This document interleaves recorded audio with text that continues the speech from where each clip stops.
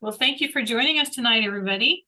So, tonight's topic, we're talking about solutions gardening, and I'm going to move on to the next slide because I want to show you this. Um, if you would like to follow along in this presentation as we go along tonight, you can click on that QR code, and that will take you right to the presentation that I'm going to be going over tonight. And also I'll give you a couple of minutes to do that if anyone wanted to. But a lot of the problems that we have in our landscapes, we can actually solve through plant selection. And I'm sure you've heard the phrase before, right plant, right place. And it really is very true that if we pick plants that are well adapted to whatever the growing conditions that we have in our landscapes, we can solve a lot of the problems, that we have without having to go to more drastic extremes. So, just case in point, this late in the season, you're probably even in your yard or in a neighbor's yard or someone on your block, you may have seen hosta that are looking all kind of burnt up and scorched and ragged. And, usually that's an indication that that hosta was put in an area where it's getting too much sun and it's too dry. So that would be an indication, that maybe that hosta should be transplanted and put into an area where it's getting a little more shade or more moisture. So, we can solve a lot of the problems in our landscapes just through plant selection.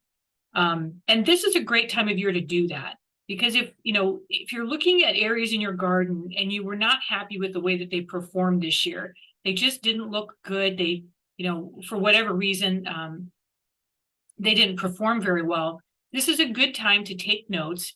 And maybe as you start to look through the garden catalogs that are going to be coming, to our mailbox in a few months, you can start picking out plants that will work better in those problem areas that you had in your landscapes this year.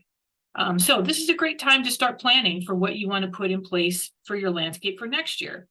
So the first a problem area, I kind of say problem in air quotes, because shade really isn't a problem in and of itself, but sometimes it can be a difficult area for people to figure out, what to grow there that will do well, aside from the hosta and fibrous begonias and things like that are so very, very common. So unfortunately, we only have enough time tonight to just look at a few plants for each of these problem areas that we're going to cover tonight. So I gave you a link for each one of these areas to look at a publication that goes much more in depth than what I can do tonight. So if you would like a nice listing of plants that do well in shade and landscapes, check out the link, go.unl.edu/shade, and you'll find a NEB guide that was written several years ago, but it's still very, very accurate. And it has a listing of annuals, perennials, shrubs, and trees that do well in shade. So no matter what you're looking for, what kind of a plant, you can find some good recommendations at that link. Okay, so let me just move on and let's look at the first plant. So this is one of my new favorite plants. And this is a fall blooming anemone. And this particular cultivar is called robustissima. And you can see it is in the picture. When it starts to bloom, which typically is around, I'm going to say mid-September, it opens up with these beautiful, clear pink flowers. And it really is a nice, refreshing accent to a landscape in the fall, because, by that time in the late summer, oftentimes our landscapes are looking a little tired, a little beat up by the weather that we've had that summer. And then here comes the fall blooming anemone, and they just add this brightness to the landscape. So as you can see in the picture, robustissima has pink flowers, and there is another common cultivar which just has clear white flowers, which can add a nice, sparkling white color to the fall landscape too.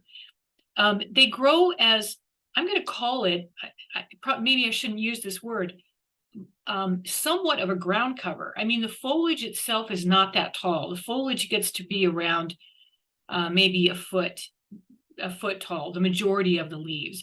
and they will gradually spread and fill in whatever area you allow them to fill in. Now, they're never aggressive or invasive, not in any to any extent, but they will spread and cover an area. And then when they're blooming, they can get up into that 3 to 4 foot height range. In my landscape, the robustissima typically gets to be around 3 feet tall. So it's not huge or unsightly. So fall blooming anemone prefers some shade, particularly afternoon shade, and that's going to be an area where it will perform best. Now, it would prefer to have moist soil or fairly readily available moisture, but my plants in my landscape this year performed very well, despite the extremely dry conditions we have. So once it's established, the fall blooming anemone can actually be a pretty tough little plant, which will give you these beautiful flowers in the fall. Okay. So another option for the shady areas are the bruneras. And brunera is somewhat similar to hosta in that it's grown for its foliage primarily. Now, in the upper picture, you'll see the flowers. And when they are blooming, they're quite pretty. They're these kind of open, airy, panicled flower heads with these tiny little blue flowers. And they really are quite pretty. They bloom in the early part of summer, May into June, and then the flowers will be gone. And for the rest of the season, you'll have the beautiful, attractive foliage.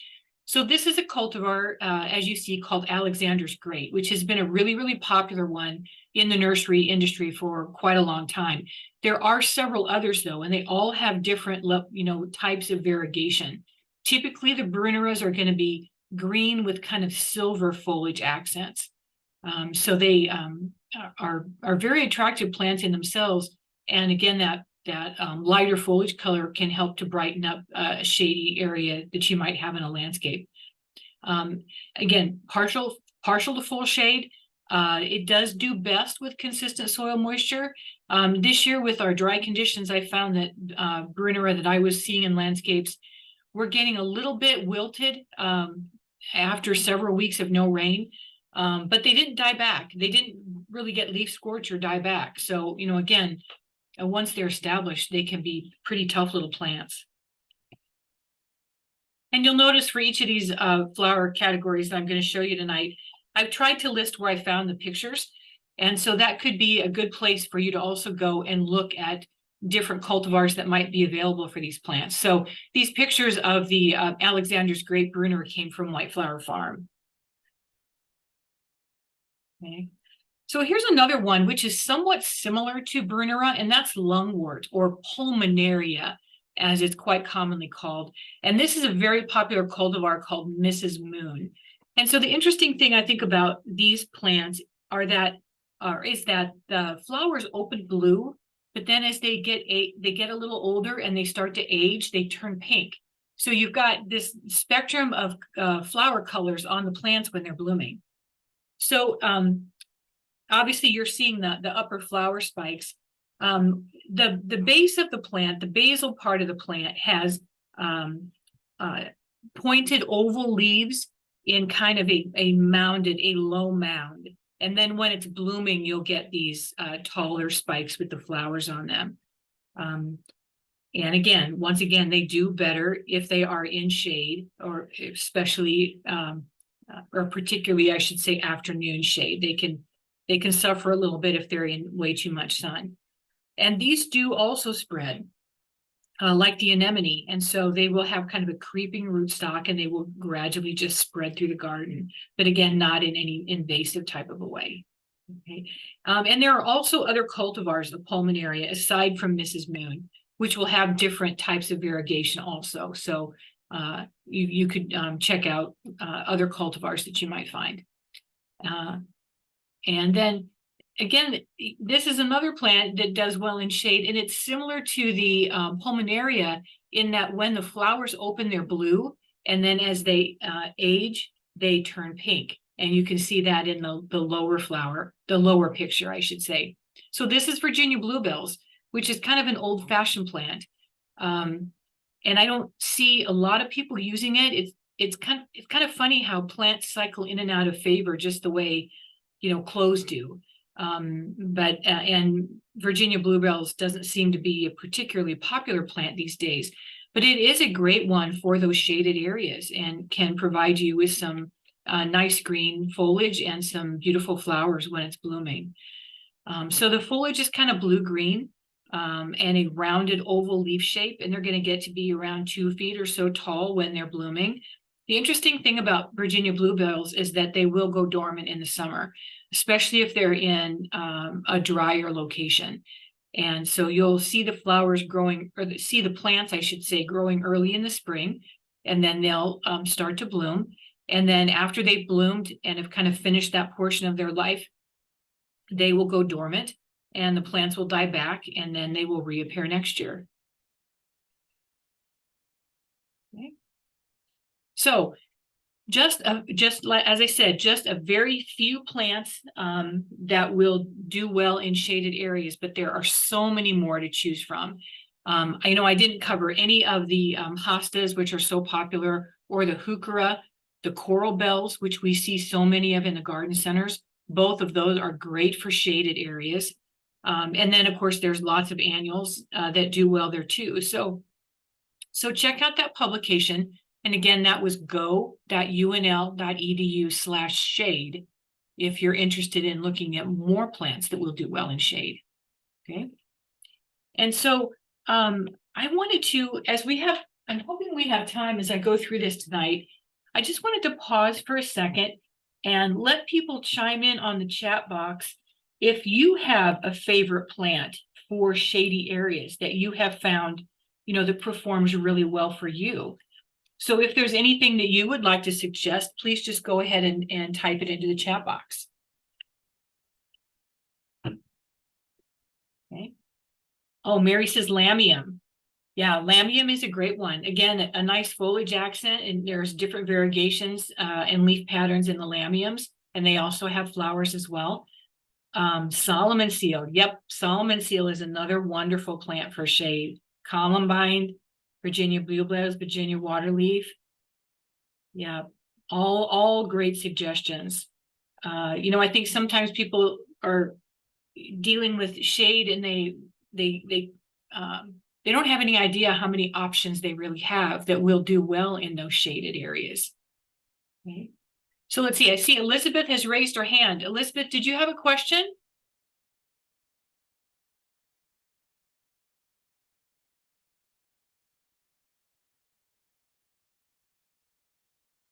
If you have a question, Elizabeth, if you can't unmute yourself, you could just go ahead and put it in the Q&A box, and then we'll answer it once we see it there. Okay. Well, let's move on to wet soil, because this is another area that gives people a lot of problems sometimes in landscapes.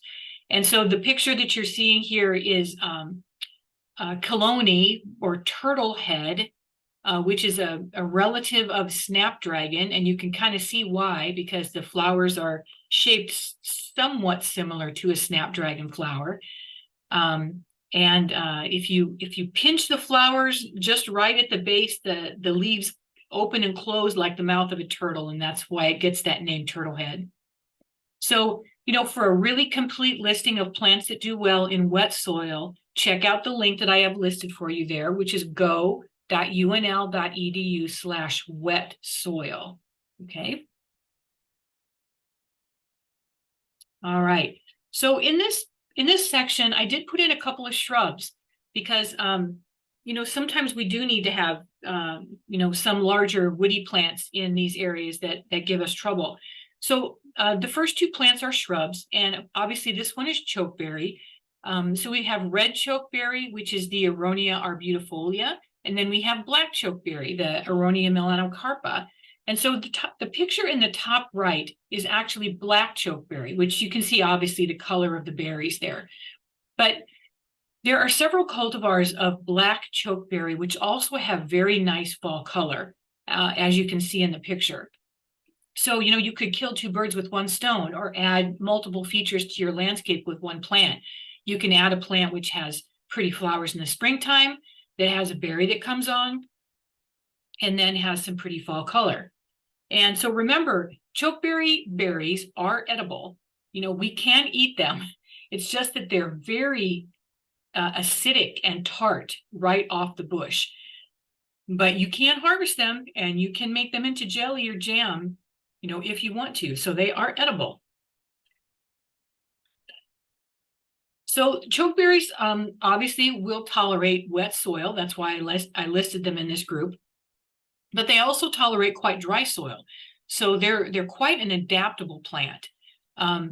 And so, areas in the landscape that might be wet would be like an area at the base of a downspout, or an area that's a low spot in your landscape where water collects, or sometimes between properties, the way the soil is graded, you have kind of a swale between the properties, and that swale area can be quite wet, from the irrigation from the lawns on either side. So plants like chokeberry would be one that could do well in those areas that tend to be wet. During the summer, they just have nice green foliage. Sometimes in the horticulture world, we talk about foliage as being clean. And by that, we usually mean it's not chewed up by insects. It usually stays nice, well-formed, with a good color, and chokeberry definitely falls into that category. So they don't grow super fast. They're kind of medium slow, and they can certainly be pruned. So you can keep them, whatever size it is you want them for your landscape. And they're quite hardy in Nebraska. So no trouble with winter hardiness here. The other one is another favorite shrub of mine, and this is winterberry holly.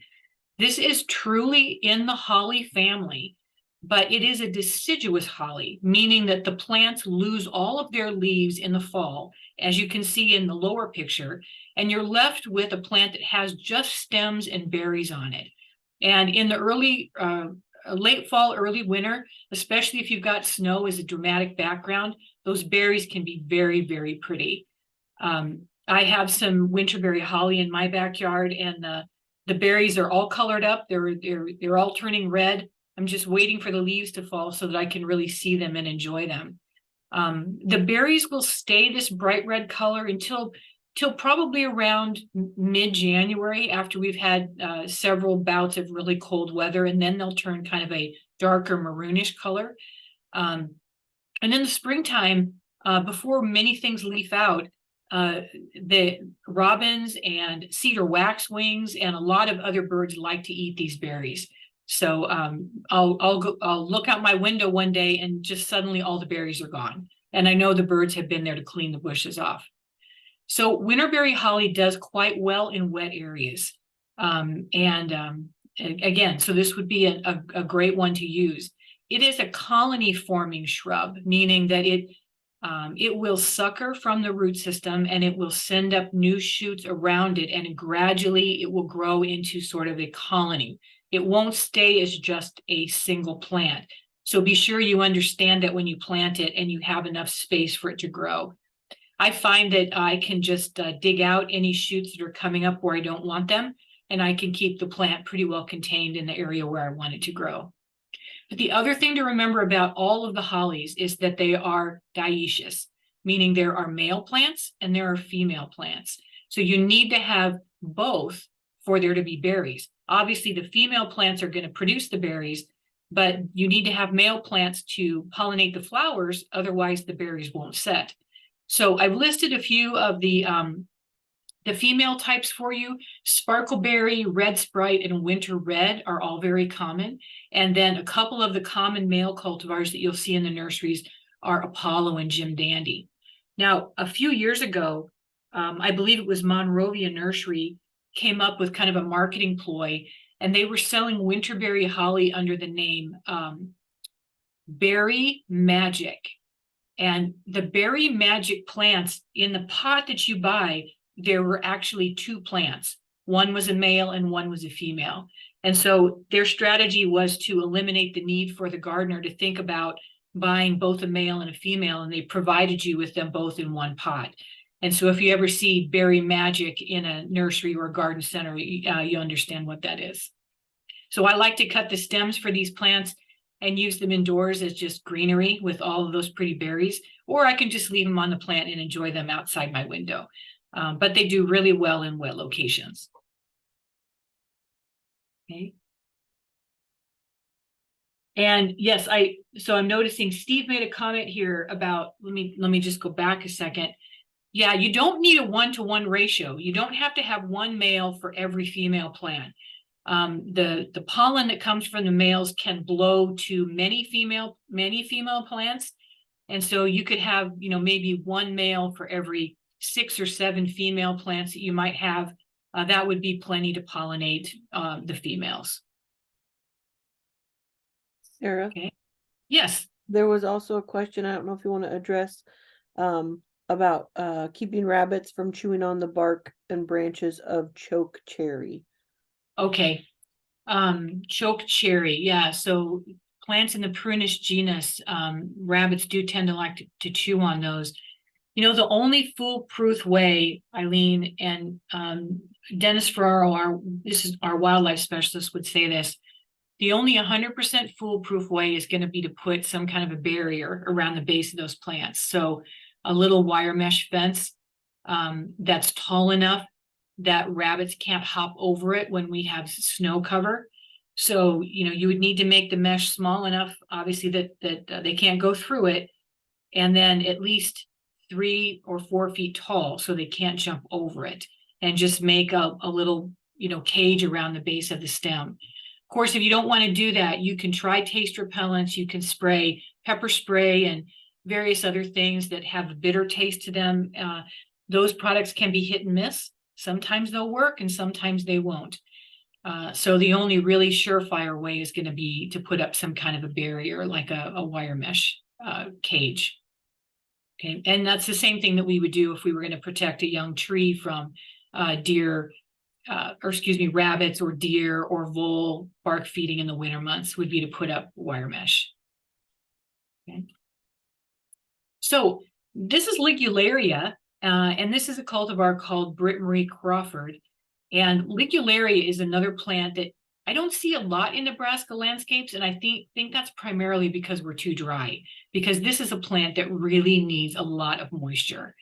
It grows in, around ponds and on stream banks and places like that where there really is consistent moisture in the soil. But if you have that type of a location in your landscape, this would be a beautiful plant to try. The foliage, as you can see, is kind of a thicker, waxy leaf. And in this cultivar, it's a nice, darker maroonish green color. And then you can see the flowers there, which are quite showy when it's blooming. And again, this is a plant that's not really bothered much by deer. So if you have that wet location and some shade, this would be a great plant to try. Okay. So tiarella, or foam flower, is another great plant for wet locations, and will tolerate full to partial sun depending on how much moisture you have there. They tend to like very highly organic soils. So think of this as more of a woodland plant that you would find in, underneath the forest canopy, blooming in the springtime. And they like that soil with a lot of organic matter in them. Typically the flowers are going to be white or pinkish, as you can see in the pictures, and they'll develop into these tall spikes. Now, interestingly, some plant breeders have started doing crosses of coral bells, heuchera, and foam flower, tiarella, and so you'll find plants in the nursery, heucherella, which are the crosses between these two.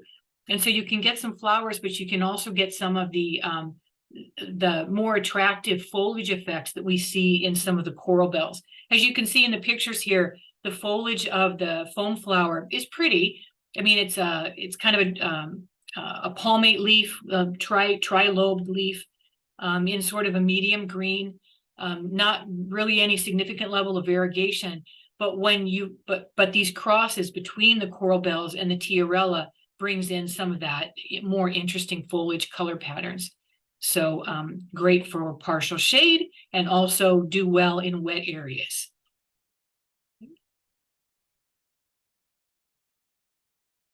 And I think this is my last one for the wetter areas. And this is a woodland phlox.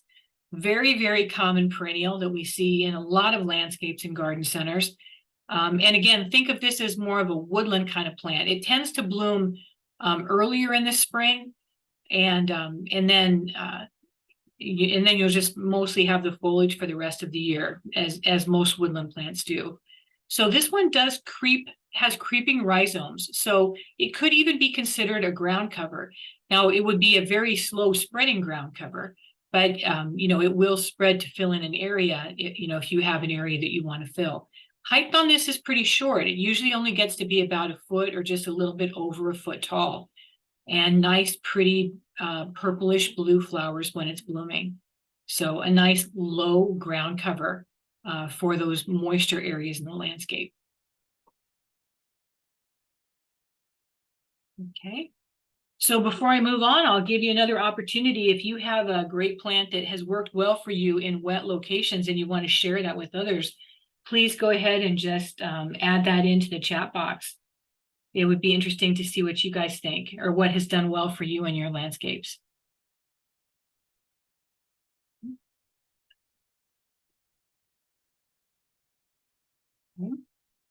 So gardening on dry sites. It seems like that's our forte in Nebraska, is gardening on dry sites, especially the last few years. And so I have a publication that goes into this again in much more depth than what I can hit tonight. So check out the link for this one, go.unl.edu/dry soil, and you'll find a long listing of plants that will tolerate even our dry Nebraska conditions. Now, having said that, I have to back up a step and say that even drought tolerant types of plants will suffer if we have many, many weeks of dry conditions with no rain at all. So, even with a very drought tolerant plant, you're probably going to still have to step in and water if we're having extended drought conditions. But under a year with normal precipitation, where we're getting, somewhere between 28 and 35 inches of rain in a season, most of these plants will do quite well without much additional irrigation at all. So I think some of the showiest plants for dryland areas are the coneflowers. And we're going to look at two different coneflowers. These are the Rudbeckia hirtas. And the Rudbeckia hirtas are primarily annuals in Nebraska, although sometimes they'll survive,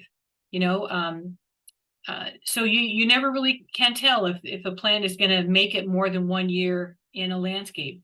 But the Rudbeckia hirtas have really large flowers, and you can get some very pretty coloration patterns in their flowers. So I've put two different cultivars in here for you. Sonora is the top one, Hot Chocolate is the lower one.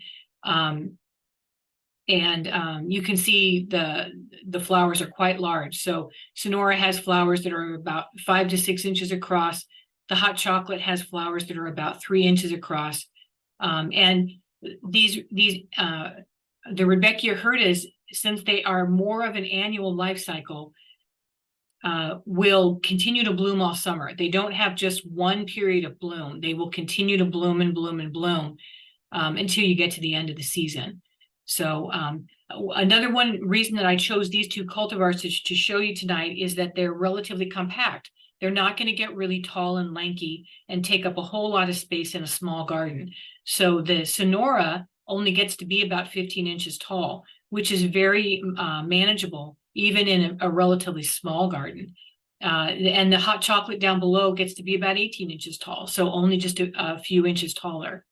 And it seems like there are new cultivars of Rudbeckia hirtas that are available every year. It blows me away when I open up the garden catalogs when they start to arrive, and I see all of these beautiful new varieties of Rudbeckia hirta that are available. So they're definitely worth a try. The thing to remember is that all of these are hybrids, and so they will reseed in your garden, and you could get more Rudbeckia hirta growing from seed, but they won't come true from seed. You'll lose the really beautiful flower coloration patterns that you purchased the hybrid for. So if the hybrid plant dies, to get that back, you're going to have to buy a new one. You're not going to be able to regenerate it from seed. Okay. typically they'll just revert to their more natural coloration pattern, which is a typical black-eyed Susan, you know, yellow petals and a brown center cone. Okay. So here's the other Rudbeckia. Now this is Rudbeckia fulgida is a perennial, and it is hardy to zone 3. So these are plants that will live, you know, for many years in a Nebraska landscape. And the cultivar that you see in these pictures is Goldstrom.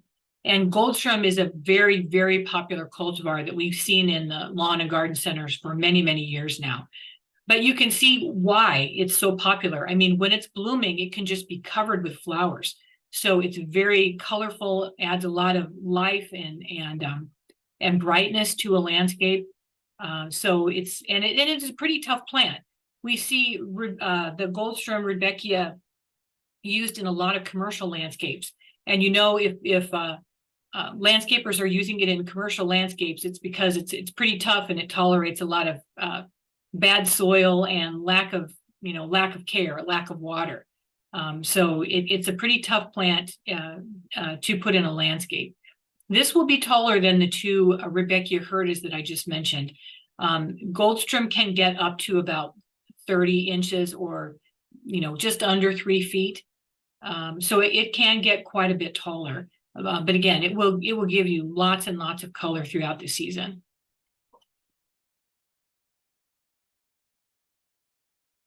Okay. Here's another plant that will do really, really well in those hot, dry locations. And, you know, we're just out of the goldenrod season right now, but this is one of my favorite cultivars of goldenrod called Wichita Mountains. And this is actually a variety. It's a naturally occurring species that was collected in the Wichita Mountains in southwest Oklahoma. So, you know, what does that matter? Well, this will come true from seed. You know, if it does seed itself in your garden, it will grow into the exact same form that you see in the pictures. So what I like about this one is that it's not terribly tall. It only gets to be about 30 inches tall, you know, just again, a little under 3 feet when it's blooming. But I love the way the flowers develop in these spikes rather than in the big open sprays that we see in the goldenrod, the wild goldenrod that grows along the roadsides. So it's much more controlled and contained, especially good for smaller landscapes where you don't have a lot of space to work with. But even so, even though the flower heads are smaller, the plants, when they're blooming, are quite colorful. You get lots and lots of these little yellow flowers, and they really brighten up a landscape. They're also very attractive to pollinators. So you'll see lots of bees and moths and butterflies on these flowers when they're blooming. So this, again, is a great one to add to your landscape for some additional fall color. And it's an unusual type of goldenrod. So, you know, this is be a good one that will do well once it's established without a whole lot of additional water and maintenance. Okay. And here's another plant that is just kind of tough as nails. It's once you get lamb's ear started in a landscape, it can be difficult to get rid of unless you overwater it. And then you can kill it with overwatering, that's for sure. But lamb's ear is a beautiful plant. You know, this all these leaves, these leaves are covered with lots and lots of hairs. They're very soft to the touch. In fact, lamb's ear is often included in sensory gardens for children because it's a beautiful plant to touch just because the leaves are so soft and so velvety like a lamb's ear. They do bloom, but their flowers are nothing terribly showy. They're usually white with a little bit of a purple coloration in the center. So really, we grow these primarily just for the foliage itself. And this is truly a ground cover. It will spread and it will you know, fill in areas where you have space available. But once it's established, these plants are really tough, and they do quite well under even extremely dry conditions. You know, if you've got that really, really dry spot where you're having trouble getting anything else to thrive, lamb's ear would be a great plant to consider in that location. So the plant in the picture is a cultivar called Helene von Stein, which is, again, a very popular cultivar, not hard to find at all. in garden centers in the springtime. Okay. And another one really great for those hot, dry locations are going to be the coreopsis. And so we've got, in the picture, we have lance leaf coreopsis in the front, and yes, lance leaf in the front and tick seed in the back, I believe. Or no, that's wrong. I think we just have lance leaf, which is the orange flowers in the front. And in the back, the orange and pink flowers are actually a blanket flower, a Giardia cultivar. You know, there's lots and lots of coreopsis to choose from. Again, it seems like lots of breeding work is being done on coreopsis. And so, you know, again, looking at the garden catalogs in the springtime, I find all sorts of beautiful variegated flowers or coloration patterns in coreopsis. It's just really fun to see what the new thing is that comes out. But the lance leaf coreopsis, by and large, are quite tough plants. So they will tolerate very dry conditions once they're established and continue to thrive and do well. The lance leaf coreopsis may be a little bit more tender than, say, the grandiflora coreopsis, but either one is a good choice for a drier garden for full sun. And, you know, if you're going for that cottage garden look in your landscape, coreopsis can really help bring that feel to a flower bed of a cottage garden that you might think of in, like, say, an English garden or something along that line. But usually the flowers are oranges and yellows, and some maroon and other really pretty colorations. Okay, so that is just a short smattering of plants that do well in dry, hot, sunny areas. But do go check out that link for a much longer list of plants that will do well even in our hot, dry areas. Okay, so I wanted to change gears now and talk a little bit about gardening for wildlife, because I know that can definitely be a problem area for a lot of people in landscapes. And so I have two publications for you in this respect. These are not Nebraska publications, and so you find these at bit.ly/deer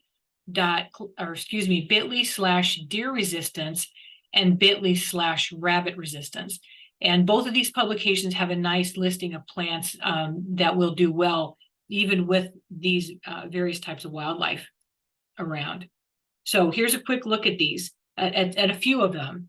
And the first one is basket of gold, or Arania. And you can see this often reminds me of some of the yellow flowered sedums, the low growing ground cover types of sedum. But it's not related to sedum at all, even though it has somewhat of that appearance. The foliage is kind of a gray-green color, and the clumps will just, you know, spread fairly quickly and provide a nice ground cover. Or you can see, as in the lower picture, you know, planted on the edge of a wall and having the foliage trail down the edge of the wall can give you a really pretty effect in a landscape too. So Arania needs full sun, and it needs very well-drained soil. It won't thrive or do well in areas where the soil stays wet. So this would not be a great plant to put at the base of a downspout or anywhere where you might have wet soil, or where the soil will be wet in the wintertime. That could end up causing root or crown rots, you know, that would cause this plant to die back. But basket of gold is, rabbits and deer don't like it very much, so they pretty much leave it alone. Okay. Another one that rabbit and deer don't particularly care for are bleeding heart. And I saw some mentions in our chat box here earlier about the fact that bleeding heart is a great plant for shade landscapes, and it truly is. Very beautiful plant, you know, blooming in the early spring. But if you've ever cut bleeding heart stems and brought them inside, you know, to enjoy them as a cut flower, you may have noticed that they don't smell all that great. And so I think that probably they don't taste all that great either. And so maybe that's why deer and rabbit leave them alone. So a wonderful perennial to enjoy in the garden for those early spring flowers. And then, you can also enjoy the fact that the wildlife is pretty much going to leave it alone.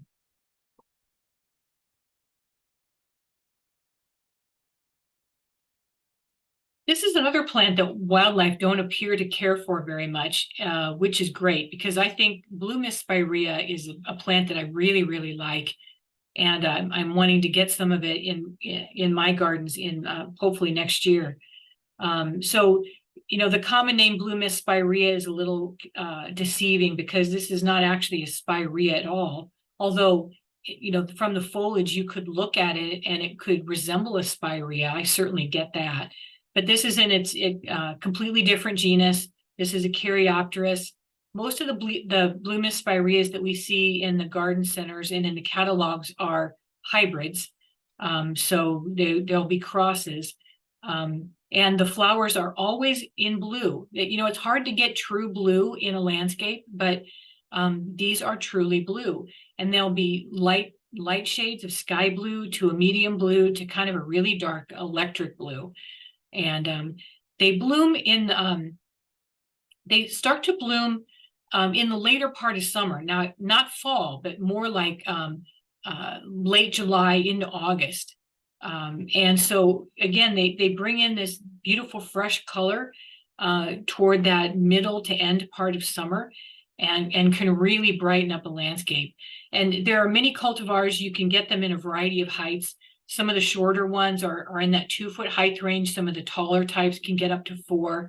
And then the foliage is kind of this green with some hairs on it, so it can have kind of a silvery gray tones to it as well. They like to grow in full sun and well-drained soil. Blue mist spirea, we sometimes have trouble with it not surviving winter. And so you want to make sure it's well hydrated going into the fall, but then you also want to make sure that the area does not stay wet during the winter, because we can lose these plants to root and crown rots if they're in an area where the soil, maybe there's a lot of snow melt and the soil tends to stay wet in the winter. These plants don't perform very well in those locations. So to help them survive the best, just make sure they're really well hydrated before we get into the really cold temperatures in late November, December, and then keep them dry after that. Okay. And then catmint, Nepeta is another great plant for its lack of wildlife damage, rabbits and deer, and so somewhat resembles a salvia flower, and they usually have their best show of color in the first round of blooming. But then what you can do is after they've pretty much finished, you can shear the plant back below all of the old flower stems, and they will regrow and they'll give you another blooming a little bit later in the season. It won't be as showy as the first one, but there will be some additional flowers that will come in and add some color to your landscape. So I could have also added Nepeta in the listing of plants that would do well in hot, dry locations, because it certainly fits that bill as well. But I put it in here because, we're always looking for plants that will thrive even with a lot of rabbits around, and catmint certainly does that. And then, of course, if you do have a cat in your house, you can always harvest some of the foliage and dry it and then let the cats enjoy it. Okay, so let's look at a few plants that are attractive to butterflies and pollinators. And you can find a good publication from Iowa State that has a much more complete listing. And you can find that at bit.ly/IA-butterfly. And they have a really nice publication for you to check out. So just a few plants to consider. Butterfly milkweed is one of my favorites. I mean, if you've listened to some of our Grow Big Red programs in the past, you've probably heard us talk about, the benefits of milkweed for butterflies, particularly monarchs. And of course, monarchs have been in the news a lot in the last few years, so it's probably no surprise. But butterfly milkweed, I think, is more attractive than common milkweed. It has these beautiful orange flowers, and it will grow into, if it's in a nice full sunny area, it will grow into a nice upright little a bush of multi-stems that can get up to about 3 feet or so. If they're growing in a more shaded area, they'll tend to be more lank and kind of flop down on the ground. So try to get your butterfly milkweed in as sunny a space as you can. They have a really slim little milkweed seed pod, just like similar to what you'd find on common milkweed, but not nearly as fat and round. Very cold tolerant, hardy up to zone 4. So they do really well for us in Nebraska. I find that butterfly milkweed will reseed itself in my garden. I'll find a few new plants here and there. And then in the fall, I usually transplant them and put them into big clumps so that when they're blooming, they're much more eye-catching because I've got, a group of plants together with lots and lots of flowers. But a great plant for butterflies. And then, of course, the sister plant would be swamp milkweed. Now, again, if you have wet areas in your landscape and you're wanting to plant those wet areas, then this would be a great plant to choose because, as the name implies, swamp milkweed really prefers wet soil. So whereas the butterfly milkweed might not do so well in a very wet site, swamp milkweed would, and still would be a great plant for pollinators.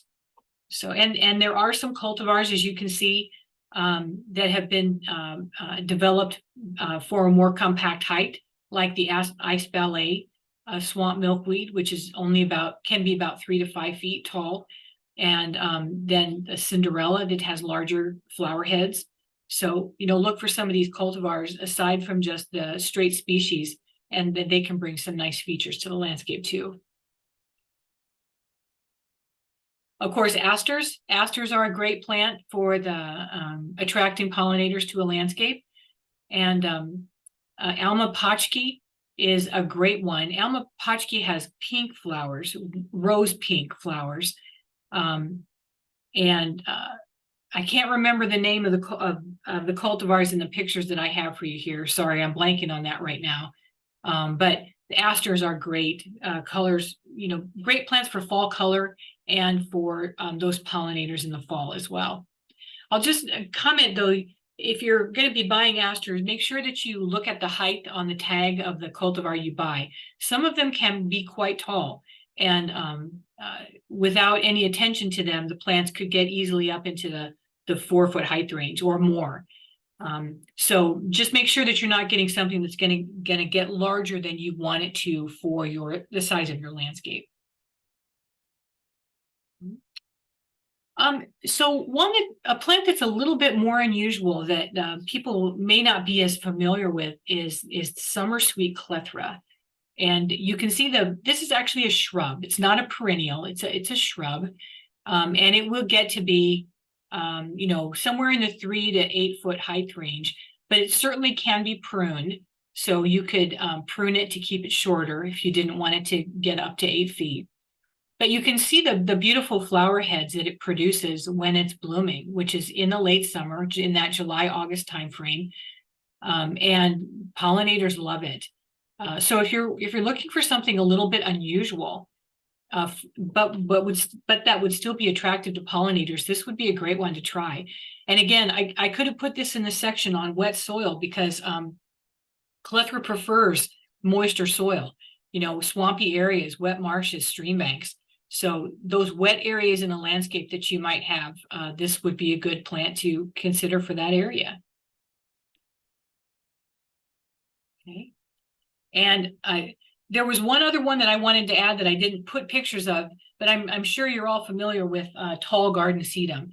I find that when my tall garden sedums start to bloom, which usually for me is around mid-September, I would say, they're just covered with moths and butterflies and bees. I mean, they just, they're just a wonderful pollinator plant. So, definitely consider the tall garden sedums for that group of plants as well. So I think ground covers is the last one that I have, the last grouping, and I want to make sure I keep us on time here. If for a more complete listing of ground covers to consider, check out this publication from Missouri, and you can find it at bit.ly/mo-ground cover. And I should have given you a quiz and seen if anyone could identify the flowers in this picture. But these are actually sedum flowers. So these are some of the low growing type of sedums, which are a great ground cover for a hot, dry area. But this is another ground cover that I really, really love, plumbago or leadwort. And the one thing that well, not just one thing, but a couple of things that I really love about this plant are that during the majority of the summer, it just grows as a low growing ground cover with beautiful green foliage. The foliage itself is going to be more in that, 8 to 10 foot height range. And then in the fall, which usually is around early to mid-September, it starts to bloom.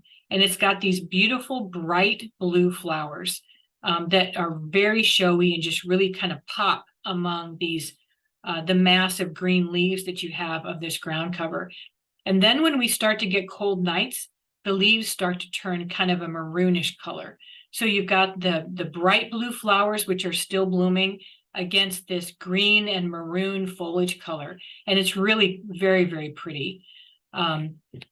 So leadwort will just spread by underground stems, and it doesn't spread hugely fast, but it will gradually grow and fill in whatever area you have available for it. If it starts to get out of bounds and grow too far, you can easily just cut it back or dig up some of the root system, and that will hold it back. I've also found that burying the plants with heavy mulch in the springtime is a pretty good way to kind of kill off the plants on the edges and keep them from spreading farther than I want them to. So it's certainly something that can be managed. It's not a garden thug or terribly aggressive, but it's very, very pretty ground cover, especially in the fall. And I also find it is attracted to pollinators as well. I quite often will have hummingbird moths feeding on the flowers of my leadwort. This is another, oops, I shouldn't have gone forward so fast. This is another one of my favorite ground covers, and this is a native plant, Geum triflorum or prairie smoke. And so this is a very, very low ground cover. The plants themselves grow as almost flat rosettes of foliage, which will be, maybe 4, 5, 6 inches tall. And then when they're blooming, you'll have the flower heads that will come up, and you get these pretty nodding little flower buds that are pink and open up then to a more feathery seed head. And so prairie smoke blooms early in the spring. It's I'm going to say it's about May timeframe when it's producing these flowers, and they're really quite pretty.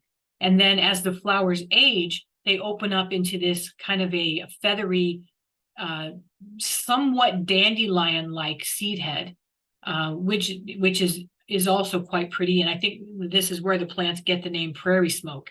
If you have a bunch of them planted together and you've got a lot of these seed heads, you almost have a smoke-like effect to them.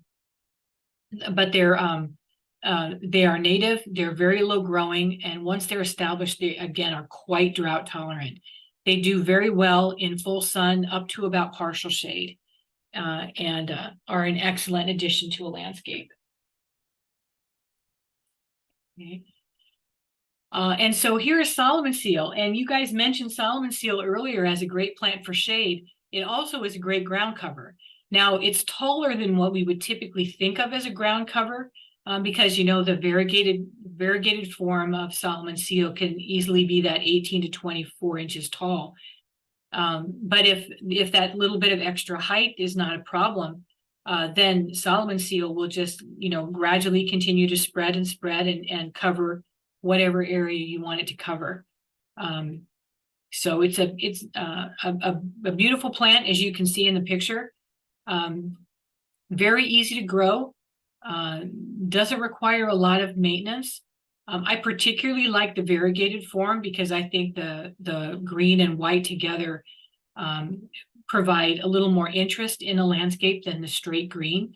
The straight green forms of Solomon seal will get taller. They can get up to 3 or even a little bit over 3 feet sometimes, whereas the variegated form stays shorter.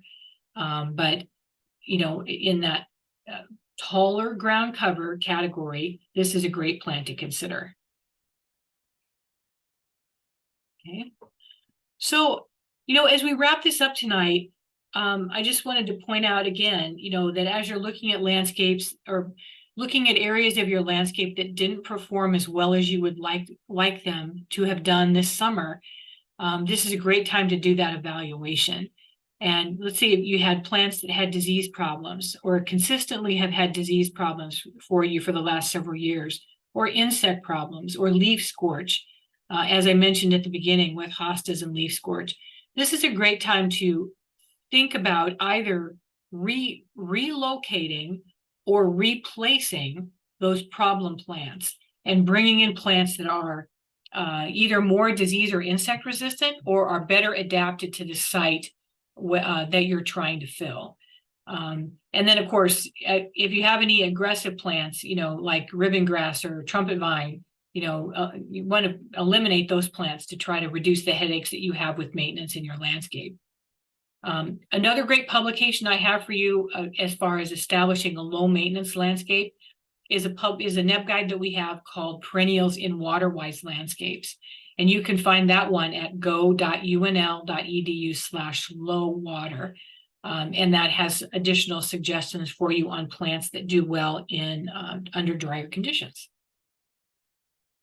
Okay. And then just a few thoughts about season-long color, because I know that can be a problem in landscapes too. We want to have a little bit of color and interest in our landscapes at all of the seasons of the year. And so a publication to check out that will help you with some ideas on developing that season-long color in your landscape, I have listed for you here, and you can find that at bit.ly/continuous color. I like to use just a few pops of annuals in my landscapes, which will give me color all season long. And then I can rely on my perennials to give me color in their season of bloom or their main season of interest. And so just to keep things simple in a landscape, if you choose 2 or 3 kinds of plants for each season of the year to give you that color that you're looking for, and then create groupings of plants, like I mentioned earlier with the butterfly milkweed, instead of letting those little seedlings that appear in my landscape just grow on their own, I dig them up, I group them together, let them grow so that I get big pops of color in my landscape instead of just, one plant sprinkled here and there. Having groupings of plants will give you a bigger bang for your buck as far as color goes in your landscape. And then I've just listed for you just a couple of quick suggestions as far as plant combos that you could, try that would give you color at specific times of the year. So in the spring, we've got some great bulbs that we can rely on to bring us that early spring color. So a combination that might include daffodils, a dwarf iris, and wild blue phlox would be some pretty color. Late spring, we could look at bleeding heart, cranesbill geraniums, and peonies. Summer, we could get coneflowers, daylily, and perennial salvias to bring that color. And then in the fall, we've got garden sedum, false sunflower, and aster. So those are just a couple of examples of some combinations you could put together for color in your landscape.